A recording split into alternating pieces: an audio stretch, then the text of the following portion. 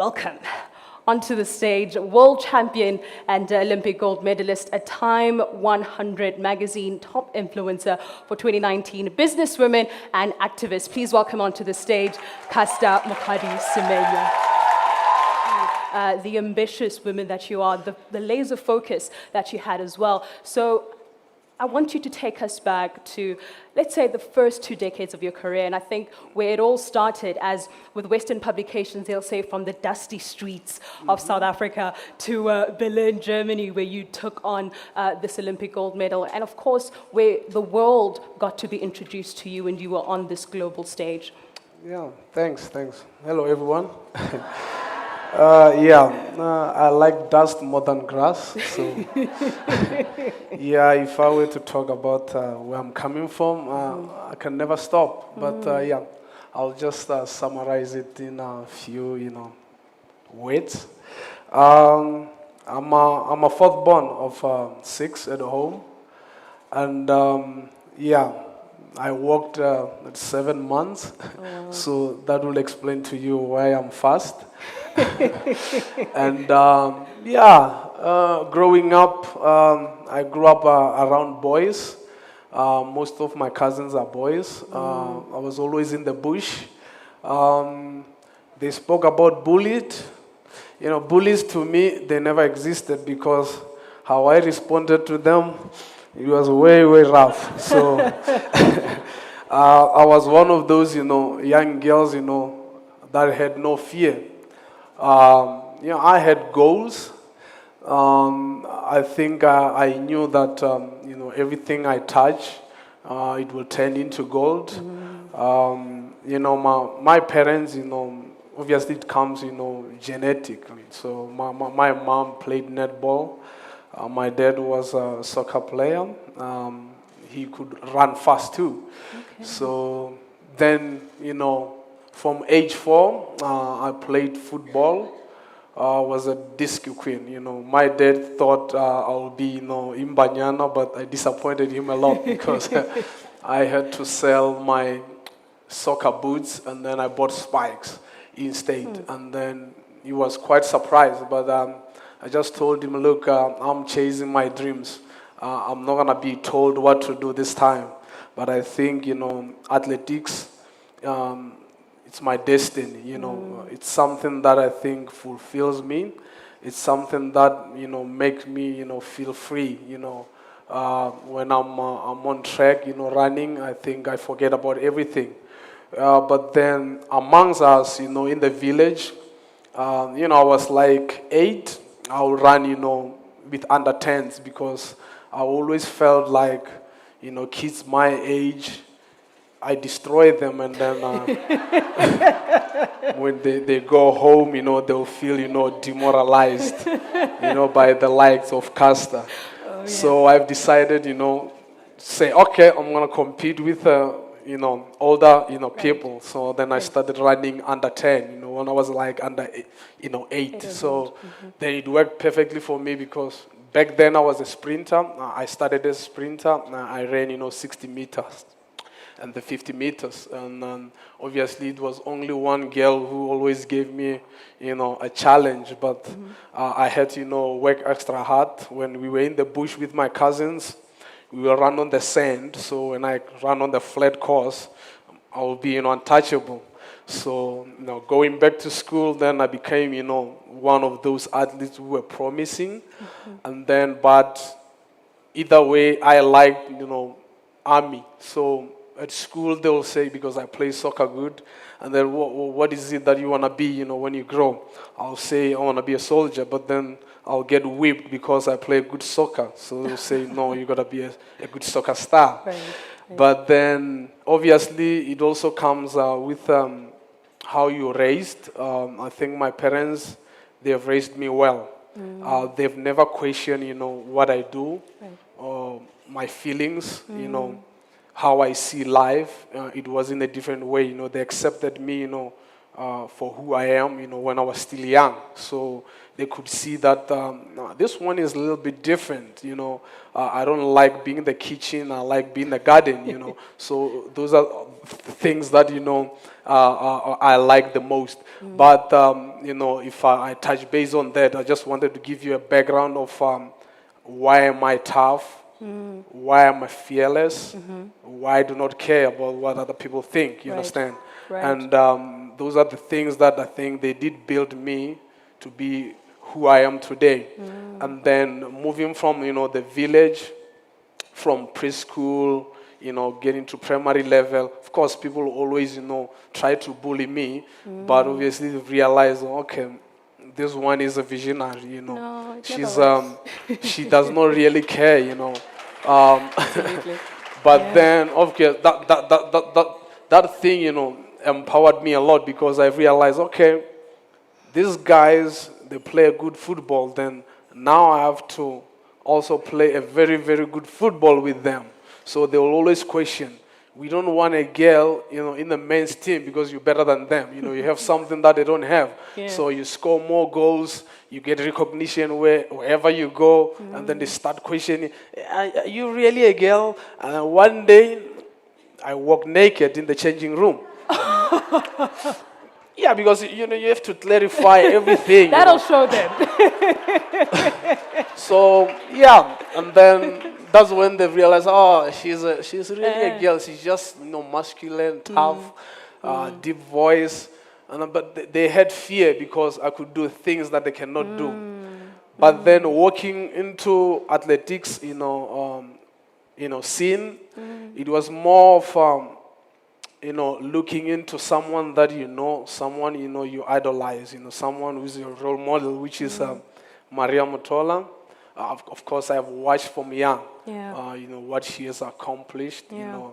She had like 21 years of career, and then I thought, I think I can do something, better than her, or probably I can walk in her footsteps, which is then I started taking it seriously, and I just moved away from football, focusedly train on athletics, which is, it was great. The teachers, they were encouraging. I was always around, male dominance. Even in training, I'll train with males so I can be better.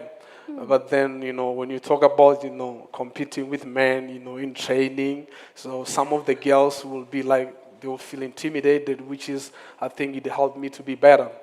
But then when I got to athletics in the world stage, where, I've started professionally because I've started from age 16, that's when, I've started to realize, there's a change, in the environment, most professionals, there will be a lot of questions.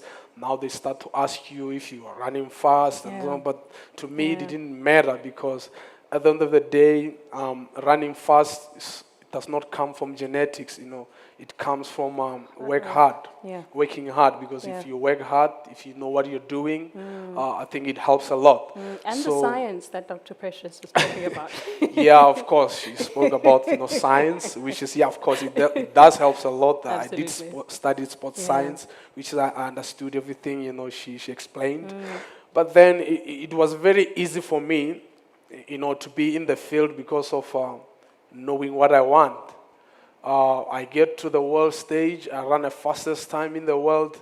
Remember, I'm 18, and then you're a world leader by that time. Yeah. There are people who, they've been, predicting that they will win a world title.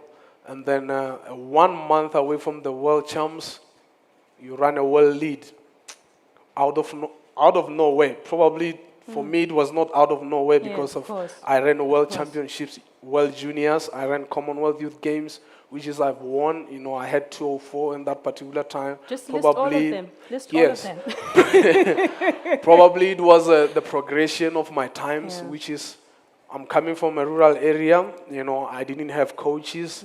We don't have coaching skills. We lack knowledge. We lack resources. Moving from a dusty place to Pretoria, then I had a great coach, which is he had establish a lot of things. He looked into my body. He knows what is it to improve, in my body to be a better athlete, which is it worked perfectly fine.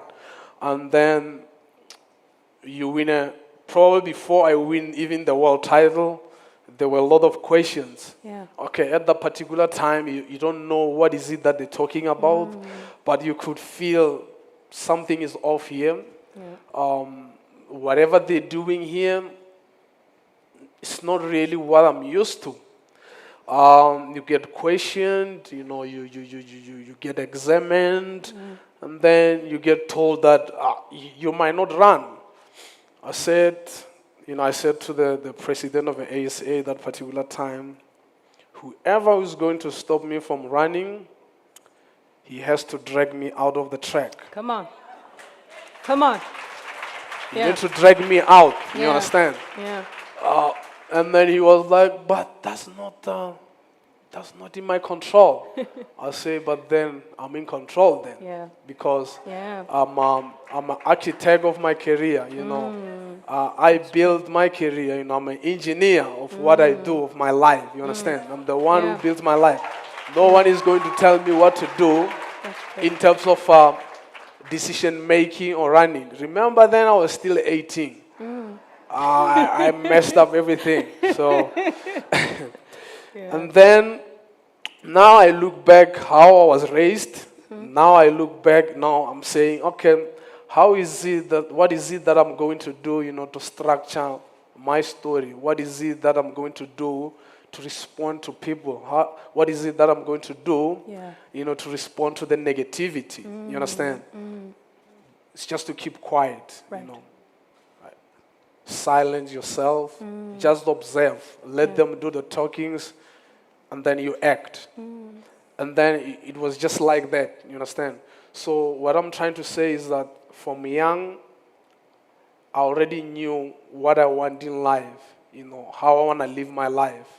You understand? So it was pretty easy for me to get into the world stage and then look at everyone and be like saying, oh, she looks like that.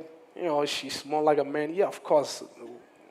What's the case? At the end of the day, I'm a woman. Yeah. If you want to categorize, then categorize. Yeah. So it's not a big deal for me. Yeah. But at the end of the day is that I'm an athlete. I perform and I work hard every day.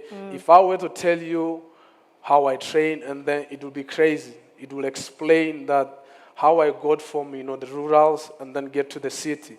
It's like 6 days a week, twice a day, and then you wake up 5 a.m. in the morning, you're running, and then you get to go to school, and then you still have to come back afternoon, and then you train.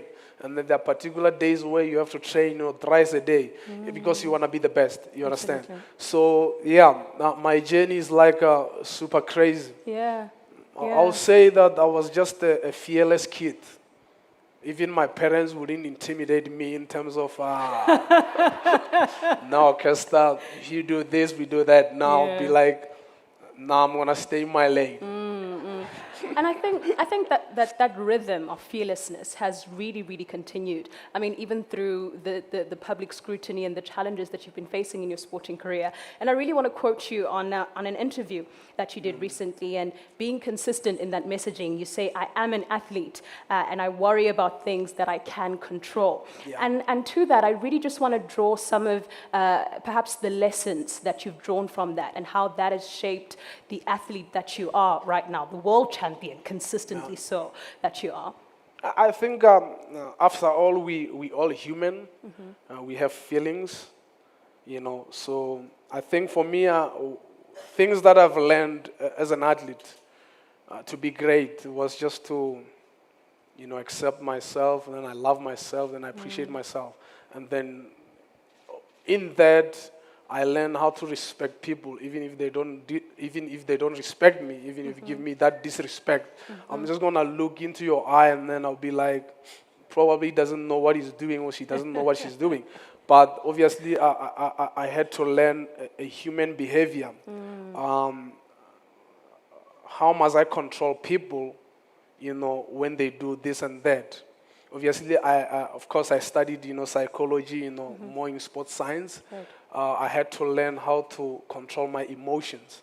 So for me to be able to control everything around the world is just to control myself, which is that I'm best at doing. So which is I cannot respond to mediocrity. I cannot respond to negativity. If somebody,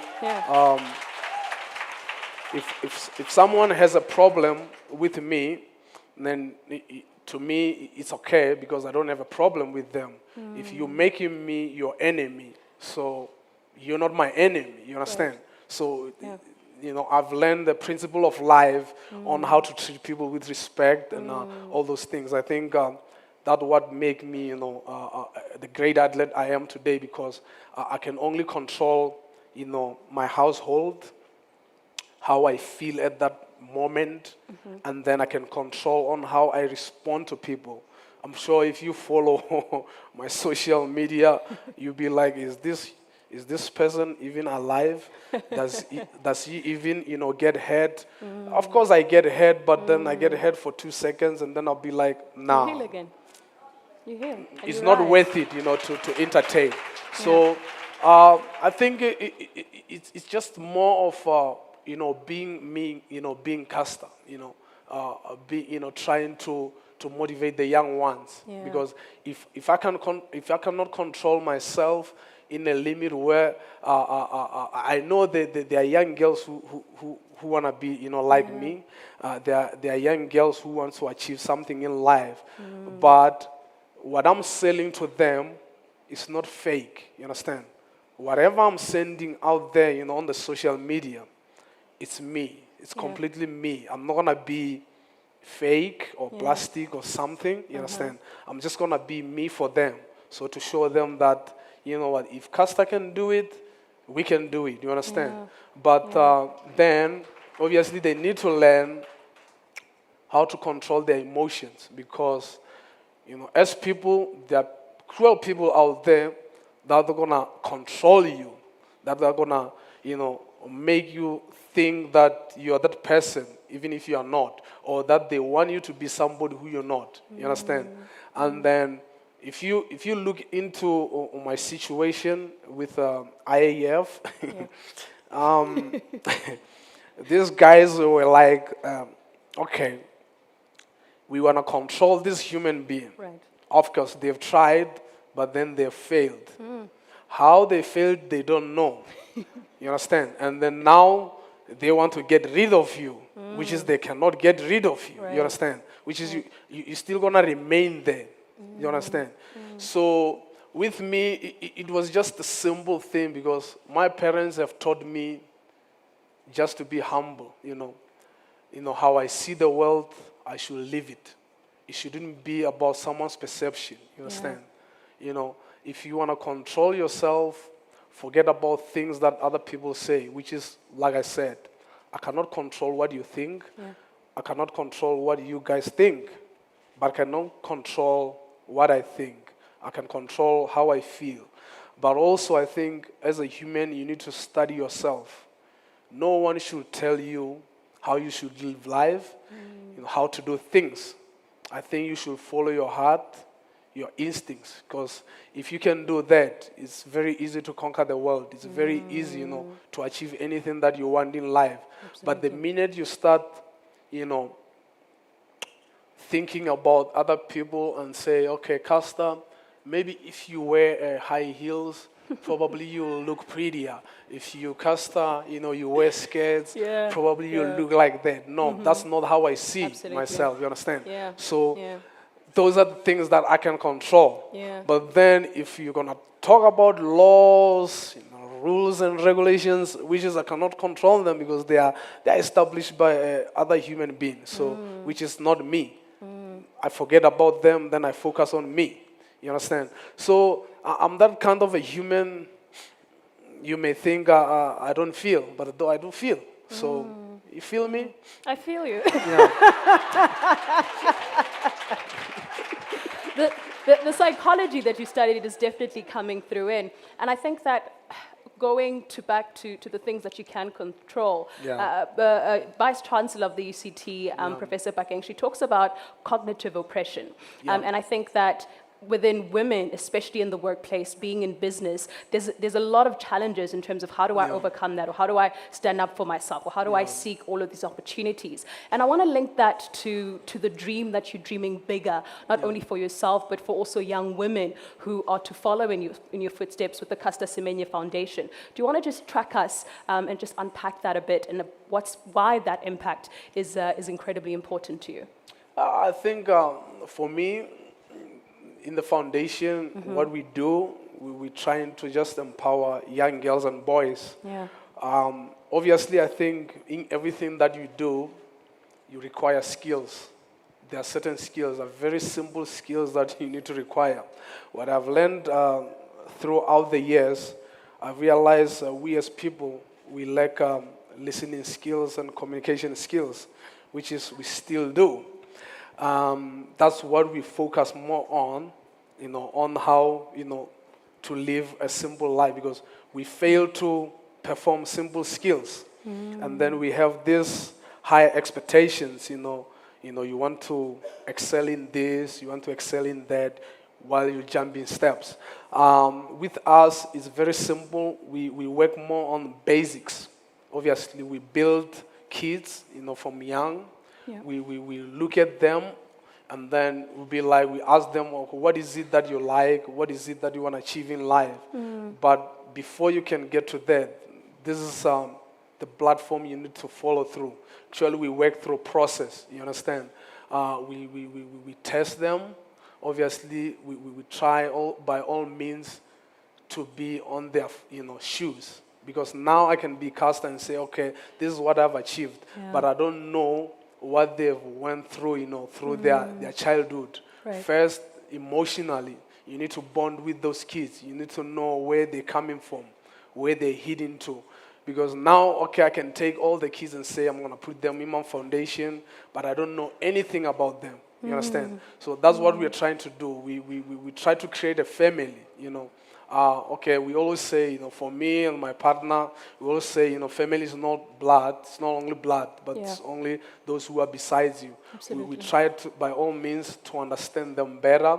And then, obviously, once we have discovered that, and then we can, follow through the process and then see how we can help them. There are a lot of kids that we know, they don't have shelter. There are a lot of kids that we know, they lack, emotional support. Right. Some, they don't even have parents at all.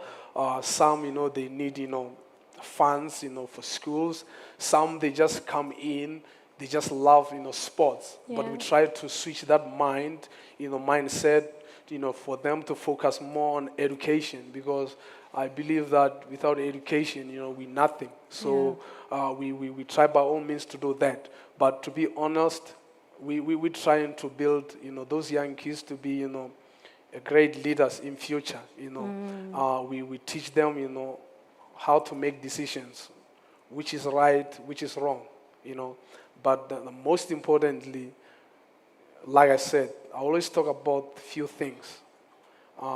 We teach them, how to love themselves, accept themselves, because some of them, they're ashamed of themselves, they're ashamed of their backgrounds. Yeah. We try to switch that, mindset, so they can be great, so they can think in a positive way, not to think about where they're coming from. Yeah. Some, they've been molested, some they've been, bullied, some, they've been abused. So we try to, rub up those things out. We try to unleash everything, take those out, and then for them to feel loved. At the moment, I'm also in Soweto. I have like about 30 kids that I look after. Most, I don't know their parents, but I try by all means to make sure that, I know their needs, because for me, it's all about the basic needs. Yeah. It's not about wants, because, of course, they can say, I want shoes, I want this, I want that. But if they don't get that love, obviously, for me, I don't feel, fulfilled. So those are the things that we do. And then shifting from that, it's more for in sports where we share, the skills, how to be a great athlete, how to understand yourself, how to understand your body, how does it, react from, overtraining, principle of training, all those things, basics. It's all about basics, actually, because where I'm coming from, I was never taught, how to be a good person. It was just all about, if you want to be great, you do this, you do that. I was never taught, respect, in a professional way, Right. how to treat people, how to ignore, the noise, and stuff like that. So that's what we're trying to do, But at the moment, we're quite doing well. We have established it. We didn't have funds at that particular time. I worked on, in my pocket. Okay, I'm not working, but I've tried by all means to to make sure that they get everything that they need. Of course, recently we getting people coming in with a lot of support. I'm a Nike athlete, which is when it comes to shoes, clothing, and stuff like that, I don't struggle. Right. But most of the things, we do it on our own. And then, the kids are happy. Most of them, they come in with numbers. Now most of them, they want to study because they could see that I'm studying and I'm still, studying. I've graduated recently. So it does, help them, to want to see themselves, somewhere in future. Yeah, absolutely. And you speak so passionately about leadership as well. And what does leadership mean to you? How would you define leadership, and also how it served you in the course of your career?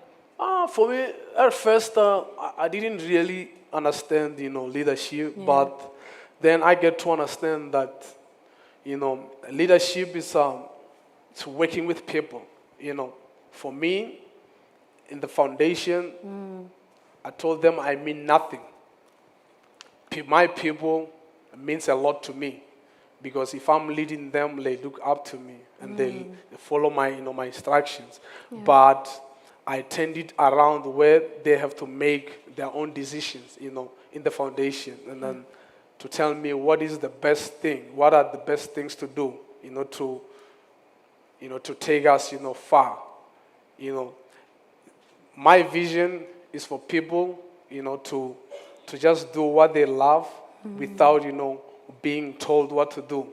It's not like now you are in my company. No, I have to tell you what to do. No. So for me, leadership is working with people.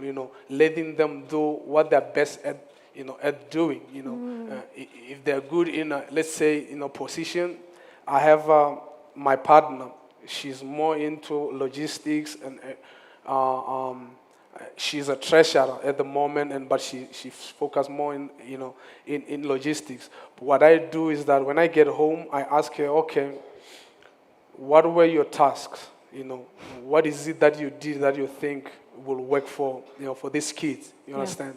To me, leadership is that when you allow people, doing what they do best, without questioning them.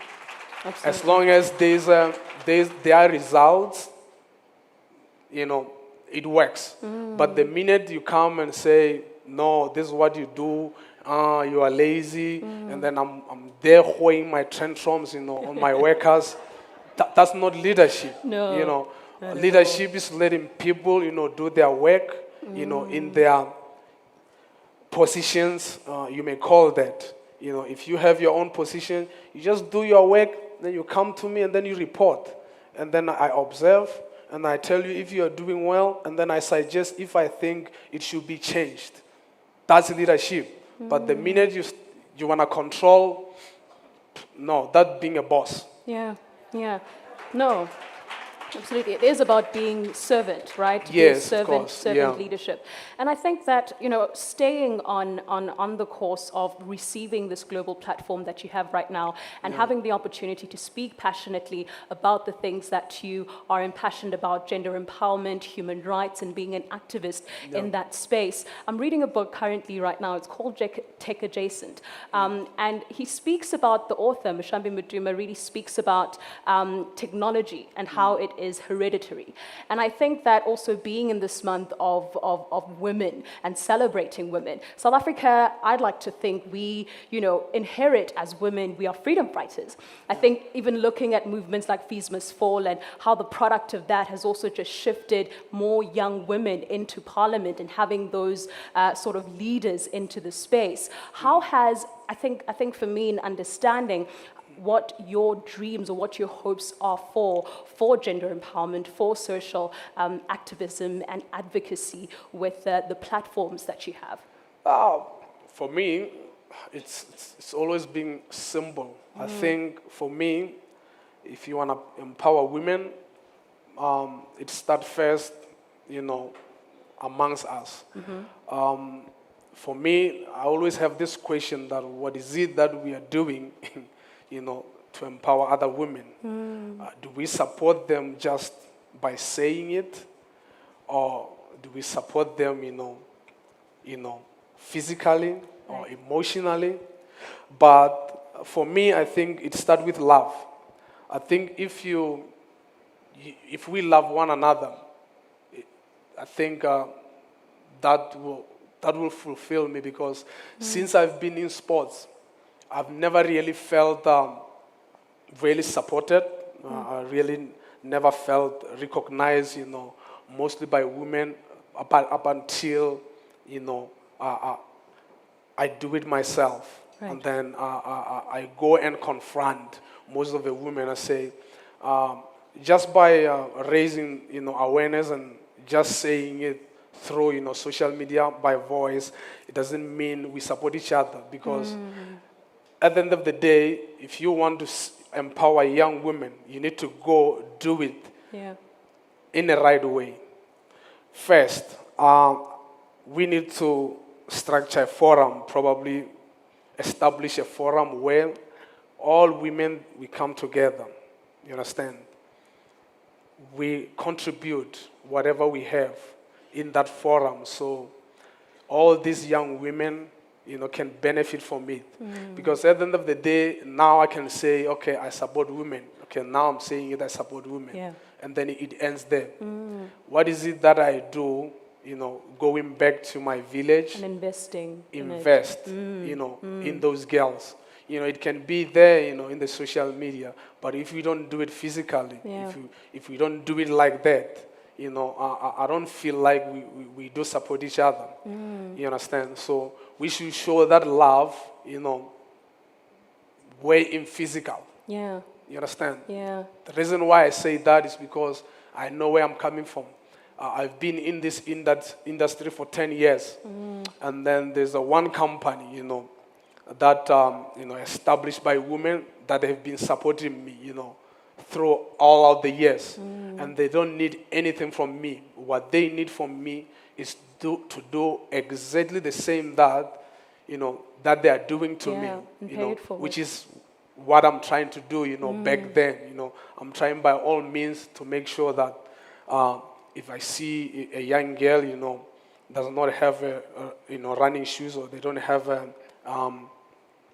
they don't have sanitary towels, and they don't have, funds to go to school, I do that.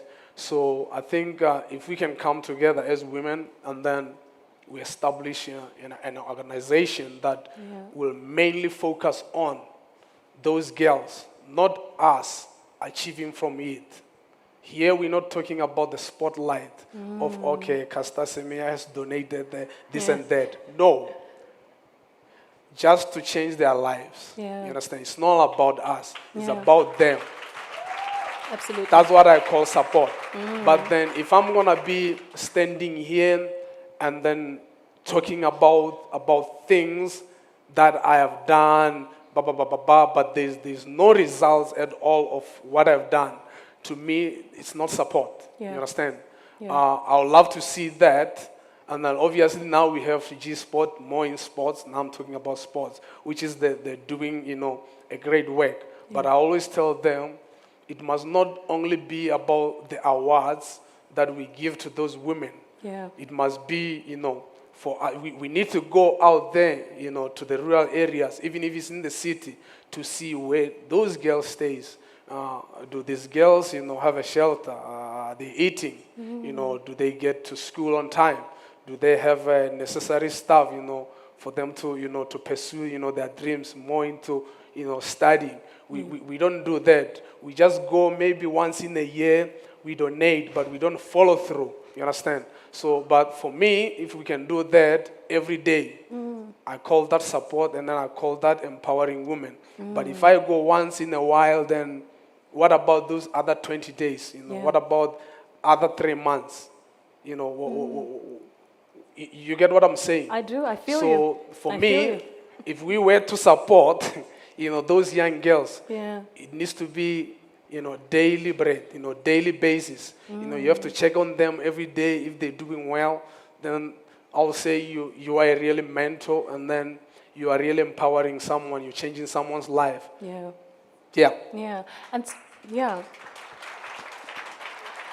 And on you actually sticking to your word and committing to financially investing and economically empowering women. And I think also the tail end of that is empowering girls. You are an investor in Princess D Cups as well. And I want you to talk to me about making that decision to actively invest in that business, and also the byproduct of that social investment and what it's done for the community that it's been intended for.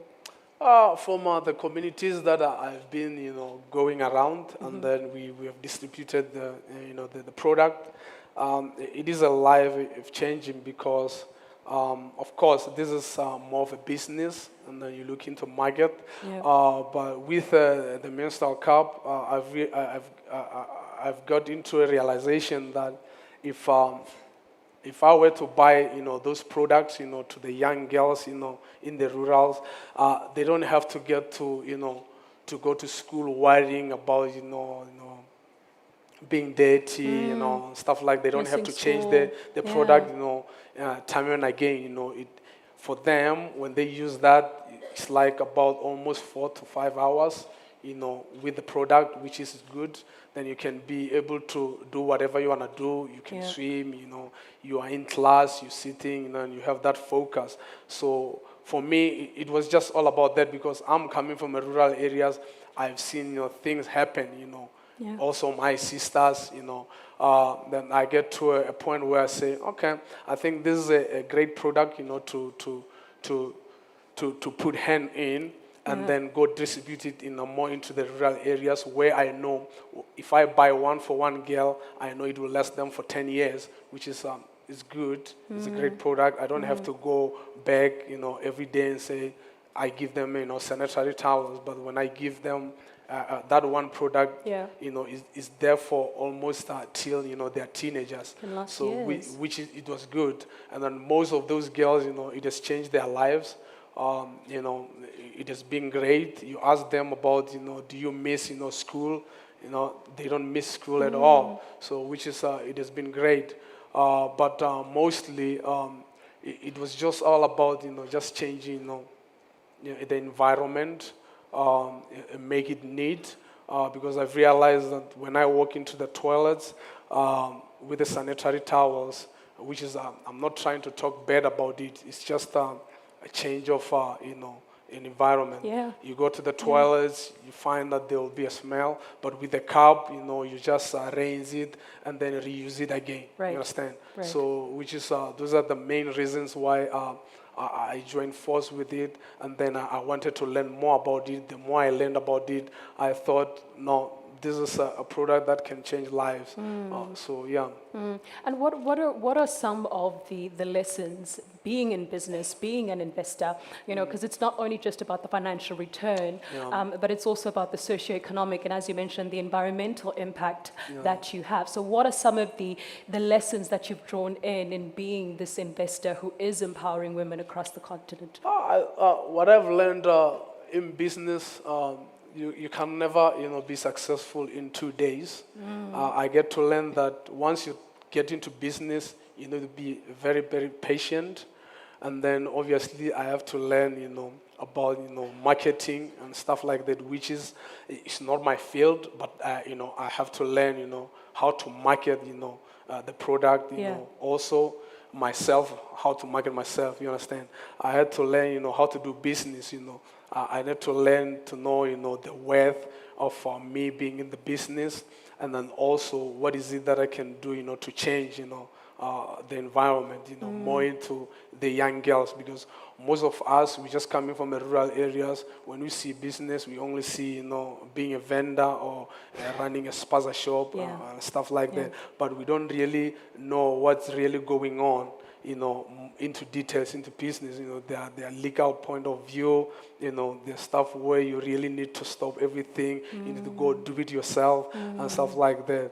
I think it was just more of a growth, trying to be a successful, athlete, and then be a successful businesswoman, and then also try to go back and plow back, to the community, establish, maybe markets, because it's all about creating jobs for me. I thought if I have this, there will be people, working, under the, the company. Obviously, I'll be changing lives, because as we see now in South Africa, jobs, it's very hard to find a job. Obviously, if I can, try, to be in the business, I could also change that, and I could create, job opportunities, which is, I think, is a great thing to do. Right, absolutely. And I think, how many women entrepreneurs do we have in the building today? You could just raise your hand. So here is an investor, ladies and gentlemen, who is being very intentional about investing in women and women-owned businesses as well. I want to come to something that you said in the recent Nike ad that you is now also an award-winning commercial that it is. You say, firstly, it comes with me appreciating and loving myself. And across your journey as well, as you've so beautifully explained, that, being this record smasher that you are and being this ambitious woman that you are, is there anything that you would have done differently? Because you seem to have done everything with so much intent. Yeah, that's a tough one. Something that I don't think it could have been something that there's something that I could have done differently, because look, I'm an athlete, and maybe I might be lying a bit, because I mentioned, Tell the truth. earlier that I loved the army. I wanted to be a soldier. Probably I had to choose. If I were to be in army, probably I could have been maybe with Navy, or I could have been, more into real army, where, I save lives. I have to go, to the refugee camps. Maybe I go out there, fight for my country. Probably if I wasn't an athlete, or probably playing soccer, I could have been more, into army. I could have been a soldier. Probably, I could have been a special agent, because I like challenges. Probably I could have been a spy. I don't know. No, I like army movies, I like what those guys do. Or probably I could have been a sniper. I don't know. But if I wasn't doing this at all, if I wasn't in sports, I think I could have been in army. So I love army with all my heart.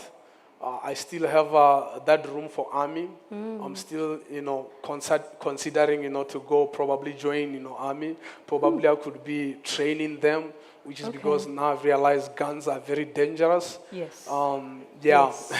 But if we were to talk about something different, it could have been army. And as we're talking about the future of the things that you're wanting to venture into, if we're looking at, let's say, the next 10 years, what are the dreams that you, perhaps more investment in more women-owned businesses, or a bigger dream and vision for the foundation in itself? Or retiring into athletics? Retiring is not an option at the moment. I'm still like 28. So I think I still have 10 years of career. Okay, I might be a little bit stopped from running now, but it's just a temporary thing, Okay, let's talk about serious things now. Yes. Okay, I have a club, Masai Athletics Club, which is doing great. We established it last year, and then it is already number 2 in the province, behind tax, which is it has been massive. Which is, of course, we trying by all means to give opportunities to people who cannot that does not get privileged to run for Absolutely. those big clubs, which is we just give them a home. It can be social runners, it doesn't matter, you name it. And then the club is doing well, which is I cannot really touch base on it because most performance-wise. And then obviously foundation, we do have goals that we need to reach, which is also, of course, the foundation has been there for years. I've established it 10 years ago, and I've been doing my work silently because I'm a very private person. And then talking about me, I'm a very talented athlete, if I may say. I have, You are a very 4 talented athlete. Even we say, I'm sure. Okay, if we were to talk about, running, Yeah. my plan is to run till I'm like 35, Okay. which is, we still have marathon, we still have Comrades Marathon if we were to go a little bit crazy and then do it. We like crazy, don't we? We do. And then there's still soccer. I think I still have unfinished business with playing soccer, which is probably I'll be doing it. Yeah. Rugby, they still want me in for sevens. Probably, I'm still thinking about it. Multi-talented, eh? And then cricket. It's one of the sport that I played from young, which is also I just want to experiment something. I just want to put something different, in women's cricket. Right. Those top 3 sports. I think those are things that I could be doing in 10 years.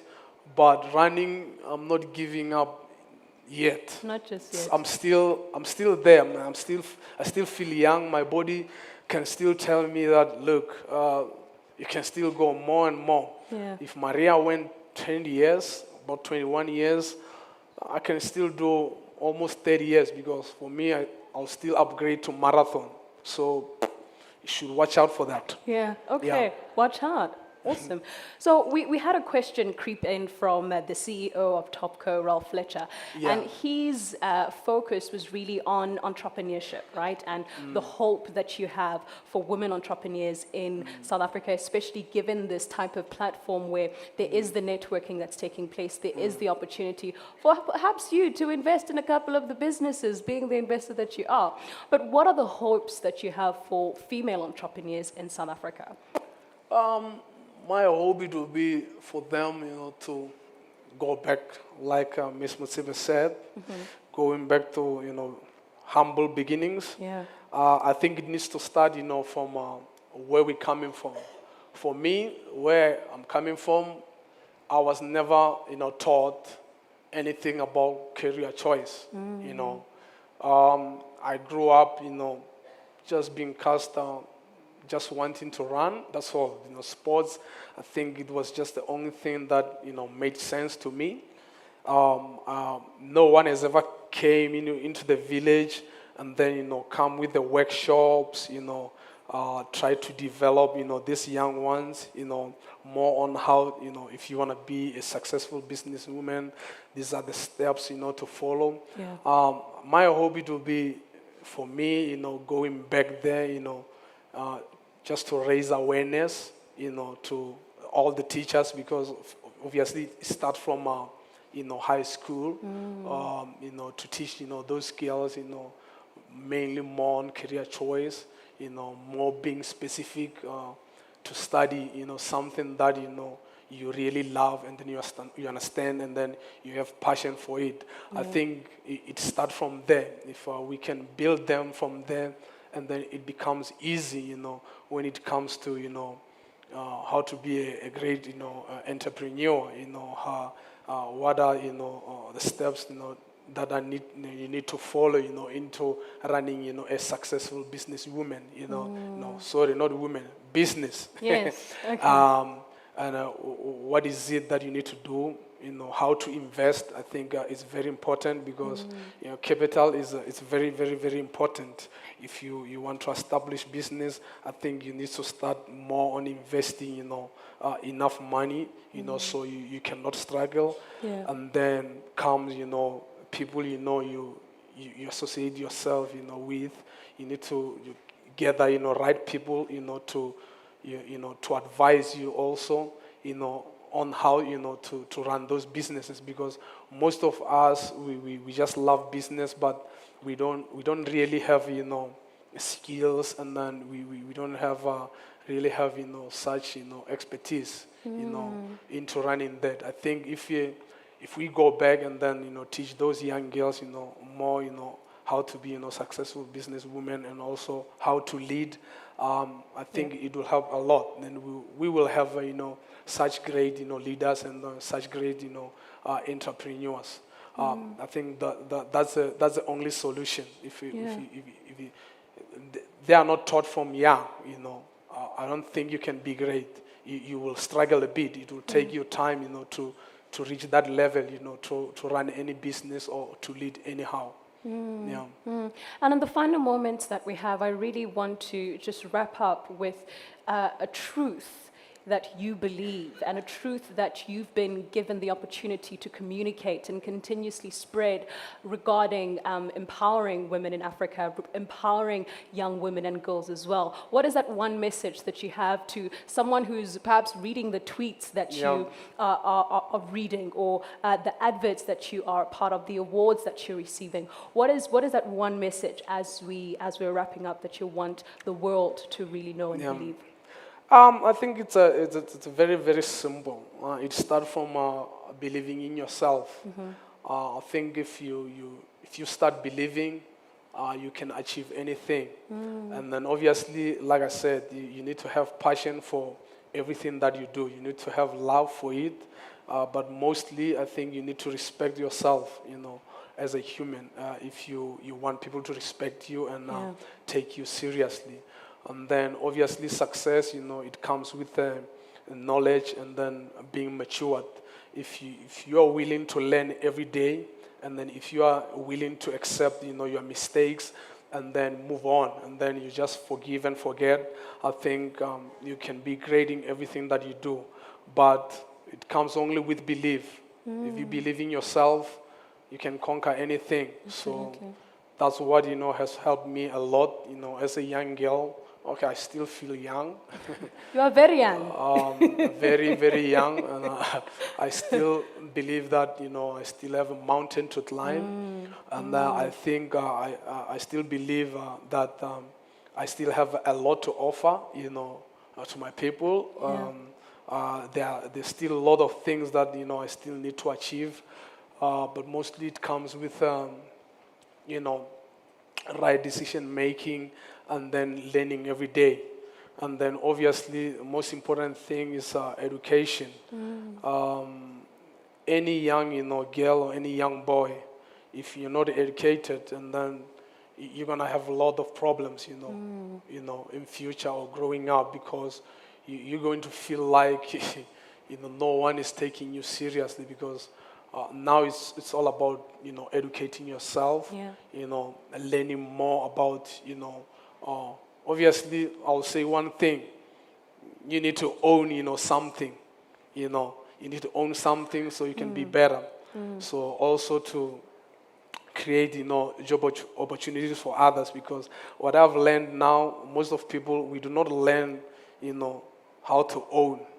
We learn how to work for others. Right. I think if we as young women and young boys, if we can learn to establish, our own empire, we build, our own brands, I think it will be easy, in coming years. And then that, okay, there's something that I own, and then I can also create, opportunities for others. Right. You understand? And then Right. those young girls and young boys, they will see that, okay, I think now it's no longer about going, studying, BCom or studying engineering. It's all about studying those things, though you can establish your own thing that you can also, create opportunities for others. I believe that if you own something, Yeah. you can get somewhere. Yeah, absolutely. Yeah. Well, thank you so much for your time and getting us the opportunity to engage and, of course, tap into the world that is Caster Semenya. And good luck with all your future ventures. And thank you again so much for joining us. Ladies you. and gentlemen, Thank you for having me. please give a warm Stop. round of applause as we exit on stage. Thank you. World champion, Olympic gold medalist, businesswoman and activist, Mokgadi Caster Semenya.